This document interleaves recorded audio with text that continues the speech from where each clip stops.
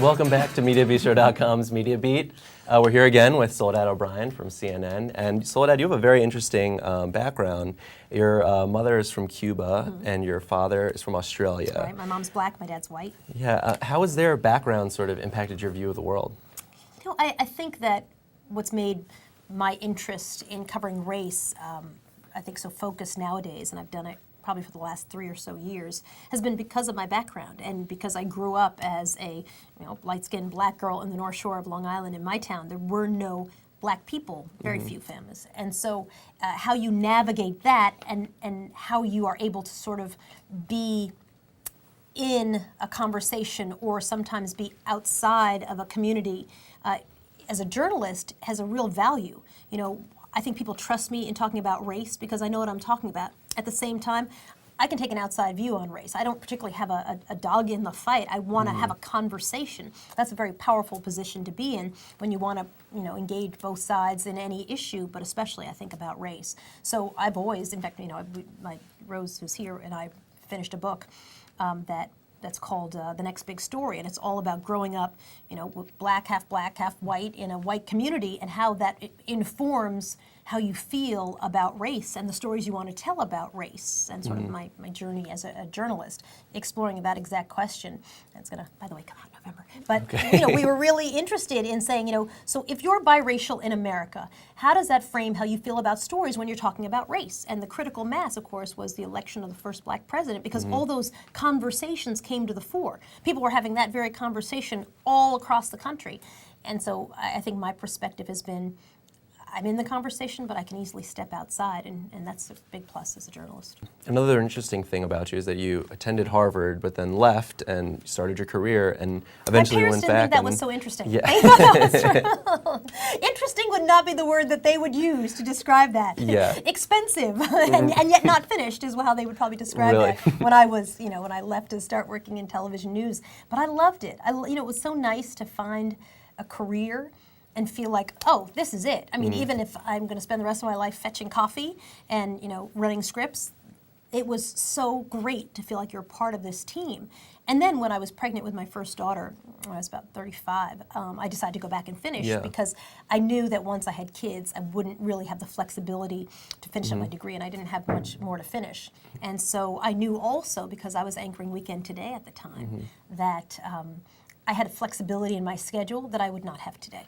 Yeah. I had to get through a semester and pack everything in, and I could do that when really I was anchoring on Saturday and Sunday. Right. And so I would go back and forth on Amtrak and write my papers on Amtrak and do all my homework on Amtrak and go back and forth, and I was able to really juggle it. I could not do that today. When you started with NBC, you were actually a field producer. I was. That's for Bob Bazell. Yeah, and how did you make the jump though from being a producer to on air?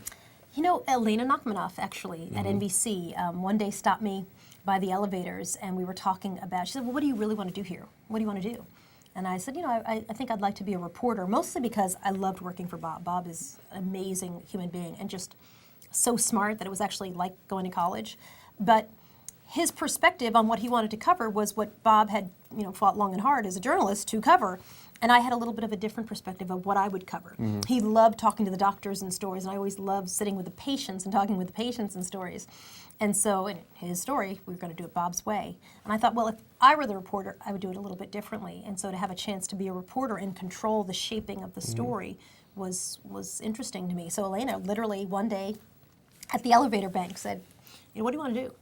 And she was the person who really helped me navigate my path toward getting on camera somewhere. So I started in San Francisco, way in over my head.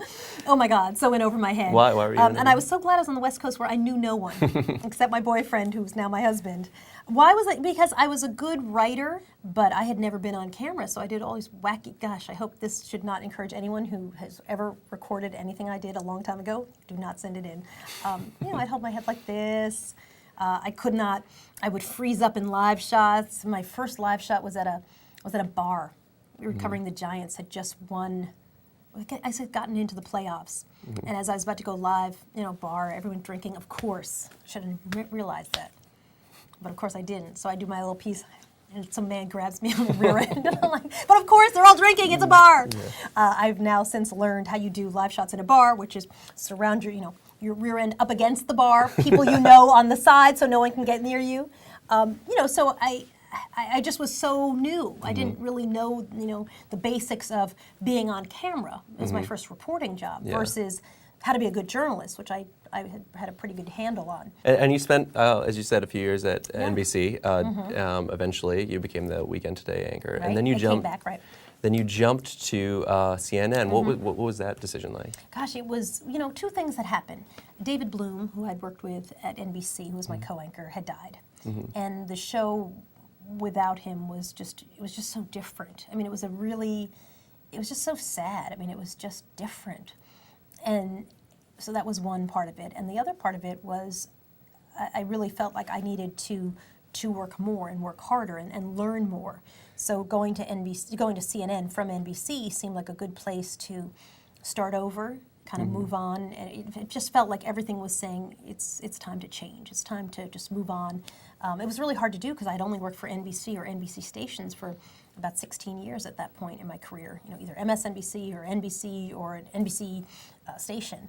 And so it was really weird to go, but at the same time, I felt like this is an opportunity to start doing something else. And anchoring a morning show, again, was like going to college, especially at CNN where the focus is news, it's hard news. So you're constantly being challenged to understand not only what's happening politically and economically in the country, but also internationally and just talking to, David and I on the Weekend Today show used to fight over the big interview, Janet Reno, who's going to get it? Is it going to be David or is it going to be me? That would be your big Sunday morning interview.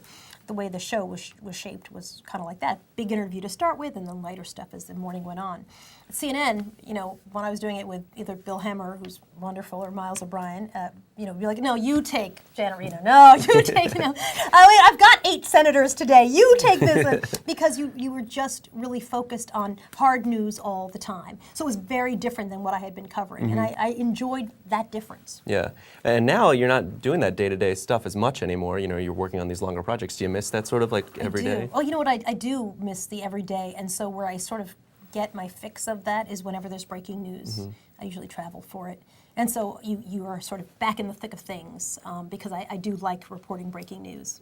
But there's some very nice things about a schedule where you can actually schedule interviews where you're not on all morning. Doing the morning show was fantastic, but it's also really hard to not be exhausted. And now I have 4 kids. By the end of that show, I had 4 kids. I had twins when I was on that show. And so having a schedule where you could say, okay, my calendar says next Thursday we can do this particular interview for this story, kind of slowed things down and allowed more time for shaping stories. Yeah. But so I feel like I still get to do a little bit of everything. Yeah. And in that time that you spent at CNN, obviously there were changes that the network went through, but perhaps some of the largest, especially in primetime, have been just in the last couple of months. I mean, what's your impression now of Larry King retiring and this new show that's going to be on at 8 o'clock with Elliot Spitzer? I love Larry King, and it's so interesting. And if you ever have watched Larry King before I come, my husband, he's like, I think Larry King's secretly in love with you because he's always Soledad O'Brien, the finest journalist in all of the world, joining me. He's like, do you know Larry King well? Because did you hear his intro to you? So for that, I will love Larry King forever. I think that the nature of cable is change. It is. And I'm looking forward to Elliot Spitzer's show. I think that, I don't know exactly what it's going to look like, but if there's some way that I can contribute to the show, I'm happy to do it. I love the idea of focusing on news, which is what CNN has chosen to do, and less opinion, although bringing in some smart people who can have conversations. I think the show is going to be successful, and I think it's going to be interesting. And they want someone who can report on race and a bunch of other things, and I'm in. I guess I don't worry about it because I'm not in the thick of it every day. I don't read the ratings reports every day. I work on my documentaries, and that's what I'm responsible for. So those things I'm focused on. So when there's hue and cry, I'm always like, really? I just don't feel it. Yeah. But I am disappointed that Larry King is not going to be there to say, Soledad O'Brien, the finest, most wonderful journalist of all time, joining us now. All right, well, that's the end of this part of our interview with the finest journalist of all time, Soledad O'Brien. Larry would deliver it better than that. Larry Yeah, would. it'd be a little, well, he's Larry King. Yeah, I'm just he'd sell it, because I don't feel you selling it. Stay tuned for part 3. We're going to talk a little bit about your career in the tech journalism Oh gosh, area. that was so long ago. So stick around for the next part of MediaBistro.com's Media Beat.